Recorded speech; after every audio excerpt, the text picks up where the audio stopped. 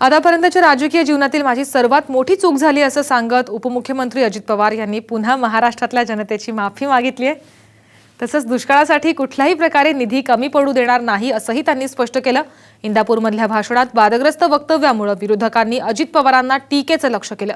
आज विधान भवनातही त्याचे तीव्र पडसाद उमटले। विरोधकांनी अजित पवारांवर टीकेची तोफ डागल्यानंतर अजित पवारांनी पुन्हा एकदा माफी मागितली आहे।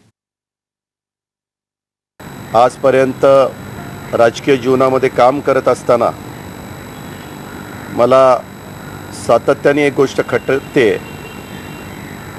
की इतक्या वर्षामध्ये अनेक चढउतार मी देखील माझ्या राजकीय जीवनामध्ये बघितले। कधी मी रुलिंग पार्टीमध्ये होतो, कधी विरोधी पार्टीमध्ये होतो, परंतु आजपर्यंतच्या माझ्या राजकीय जीवनातली हे जे काही वक्तव्य माझ्याकडनं झालं ती सर्वात मोठी चूक झालेली असं मी स्वतः त्या ठिकाणी समजतो